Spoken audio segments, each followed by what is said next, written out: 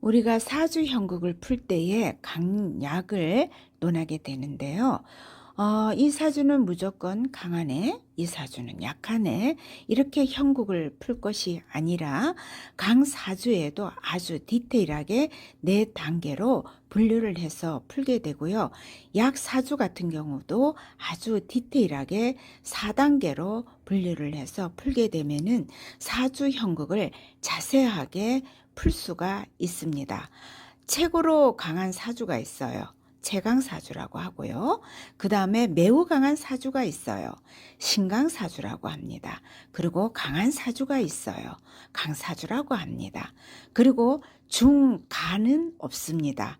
이 세상에 중간에 딱 맞게 떨어지는 사주는 없어요. 그래서 중간보다 약간 강한 사주를 중강사주라고 하고요.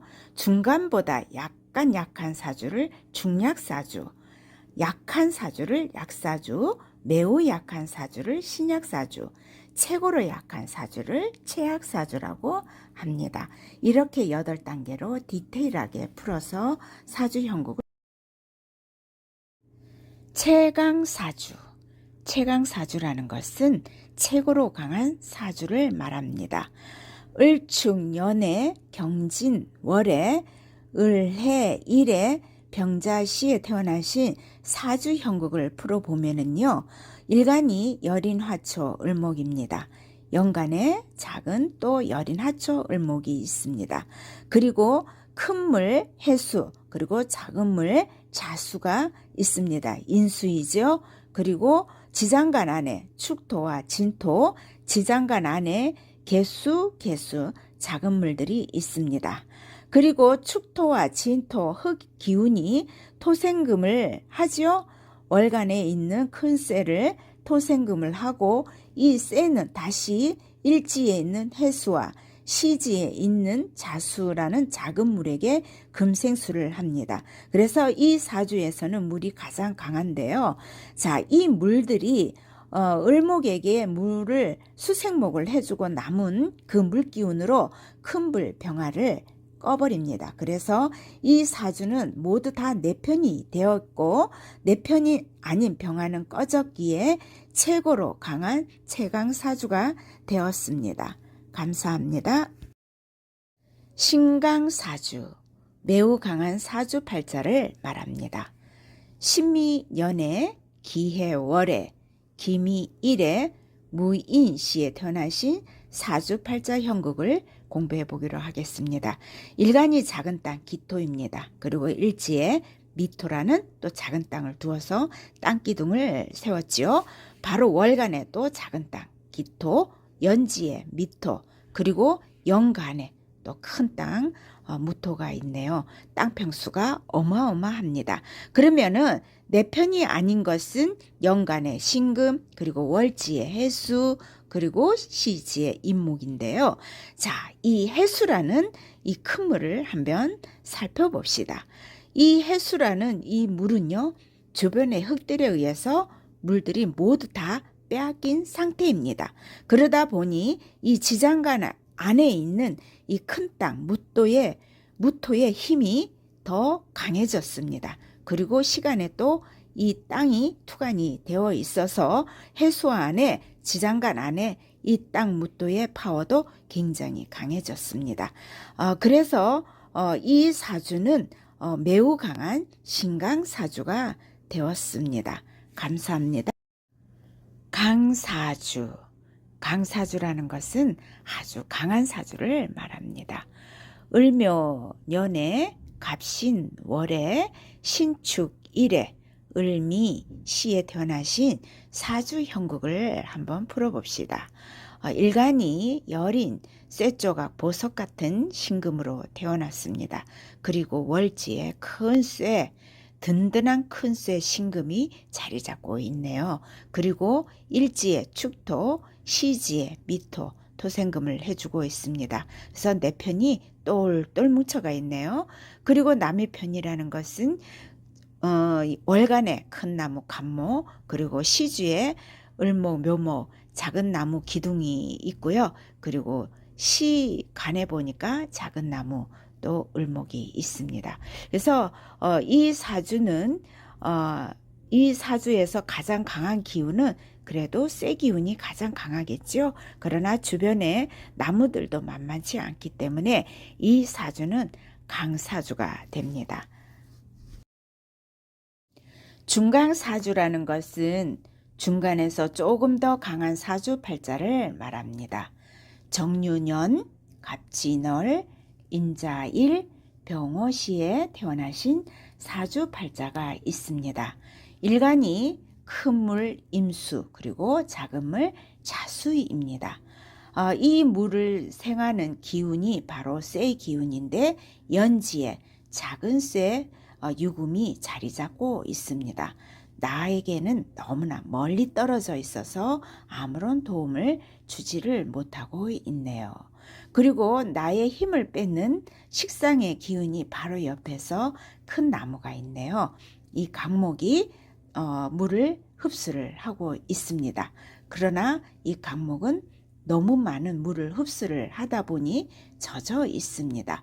이 물을 갖다가 강목에게 주고 남은 이 물로 또 병화와 오화의 불을 극을 합니다. 그리고 연간에 또 정화라는 작은 불이 있기 때문에 이 사주에서는 그래도 물기운이 불보다는 조금 더 강하네요.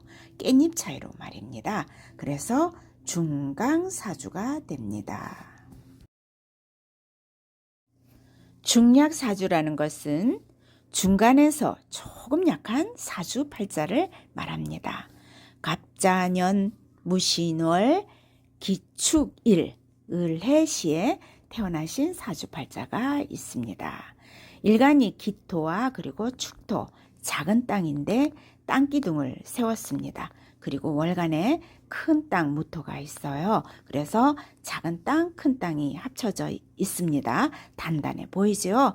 그리고 신금 안에 무토, 해수 안에 무토가 월간에 투간이 되어 있어서 흙기운이 단단해 보이긴 하는데 아쉽게도 햇볕이 없어요. 인성인 불기운이 없다 보니 이 개수는 흙기운이 많은데 그렇게 단단해 보이지는 않습니다.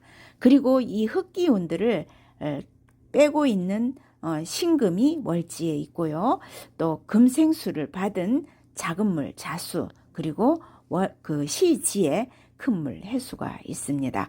이 물기운들은 바로 또 을목, 관성 그리고 바로 옆에 기토, 무토, 축토 그리고 큰 나무 간목들에 의해서 물기운들을 공급해 주고 나니 그래도 물기운이 조금 더 강하네요. 그래서 이 사주는 중약 사주가 되었습니다. 약사주란 약한 사주팔자 형국을 말합니다. 계유년, 을묘월, 기해일, 기사시에 태어나신 사주팔자 형국이 있습니다. 일간이 작은 땅 기토입니다. 시간에 보니까 작은 땅 기토가 있어요. 그리고 시지에 큰 불 사화가 있습니다. 자, 이 사주 형국을 보면은요. 연지에 보니까 작은 새 유금이 있어요. 이 유금이 개수라는 물을 금생수를 해주고 있고 이 물기운은 또 을목 묘목에게 수생목을 해주고 있습니다. 그런데 일지에 있는 큰 물 해수가 있어요. 이 물이 을목 묘목에게 수생목을 해주고 그리고 그 남은 물로 또 사화라는 큰 불을 끕니다.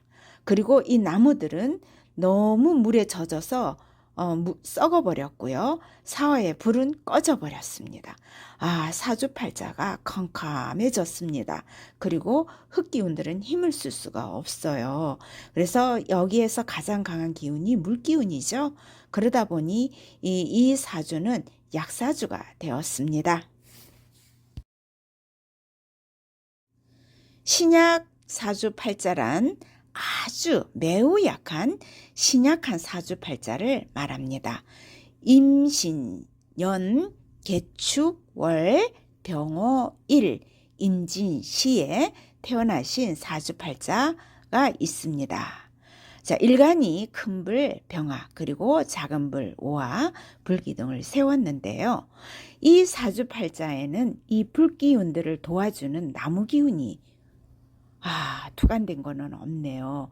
진토 지장간 안에 작은 나무 하나뿐이네요.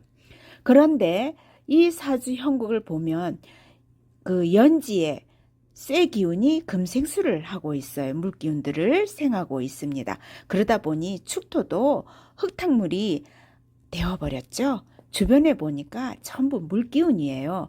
시주에도 보니까 진토도 뻐르기였는데 하늘에서 쏟아지는 임수의 물에 의해서 흙탕물이 되어서 모두 물기운으로 변했네요. 그러다 보니 이 불기운들이 힘을 쓸 수가 없어요. 그래서 매우 약한 신약 사주가 되었습니다. 최악 사주라는 것은 최고로 약한 사주팔자 형국을 말합니다.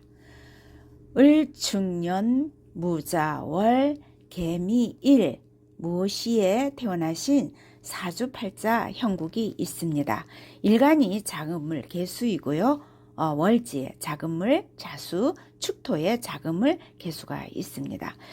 주변을 보니까 연지에 축토가 작은 땅이 있고, 그리고 월간에 무토, 그리고 시간에 큰 땅 무토, 오화에 작은 불 화생토를 받았죠. 그래서 또 일지에 미토가 있습니다. 그래서 주변에 보니까 전부 작은 땅, 큰 땅으로 해서 흙기운들이 너무 많아요. 그래서 간살맞은 사주가 됐죠. 최악사주로 말입니다. 그런데 월지에 있는 이 자수라는 물기운이 이 흙기운들에 의해서 물이 다 빨리고 죽기 일보 직전이다 보니 축토와 자축 합을 해서 흙으로 화해 버립니다. 그래서 이 개수란 작은 물은 흙에게 종을 하게 되어서 종살이 하게 되었네요. 그래서 최약 사주가 되었습니다.